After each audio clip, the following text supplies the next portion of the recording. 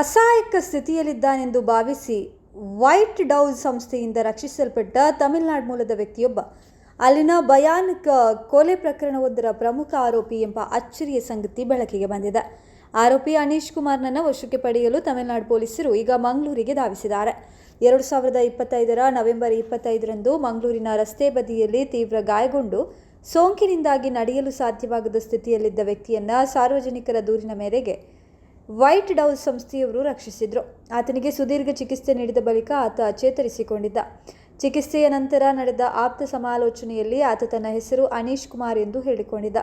ಆತನ ತಾಯಿ ರಾಧಾ ತಮಿಳುನಾಡಿನ ಆಸ್ಪತ್ರೆಯೊಂದರ ಕ್ಯಾಂಟೀನ್ನಲ್ಲಿ ಕೆಲಸ ಮಾಡ್ತಾ ಇದ್ದರು ಎಂಬ ಮಾಹಿತಿ ಮೇರೆಗೆ ಪೊಲೀಸರು ತನಿಖೆಯನ್ನು ನಡೆಸಿದರು.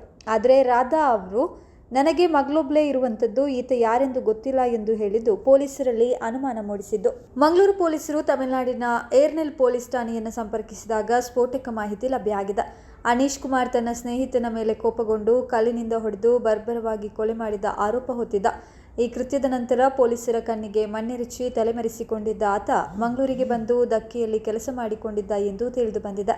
ಪ್ರಸ್ತುತ ತಮಿಳುನಾಡು ಪೊಲೀಸರು ಅಗತ್ಯ ದಾಖಲೆಗಳೊಂದಿಗೆ ಮಂಗಳೂರಿಗೆ ಬಂದಿಳಿದಿದ್ದು ಆರೋಪಿಯನ್ನ ಕಾನೂನುಬದ್ಧವಾಗಿ ವಶಕ್ಕೆ ಪಡೆಯುವ ಪ್ರಕ್ರಿಯೆ ಚಾಲ್ತಿಯಲ್ಲಿದೆ. ಸದ್ಯಕ್ಕೆ ಮಂಗಳೂರು ಪೊಲೀಸರ ಬಿಗಿ ಕಾವಲಿನಲ್ಲಿರುವಂತಹ ಈತನನ್ನ ಹೆಚ್ಚಿನ ವಿಚಾರಣೆಗಾಗಿ ತಮಿಳುನಾಡಿಗೆ ಕರೆದೊಯ್ಯುವ ಸಾಧ್ಯತೆ ಇದೆ.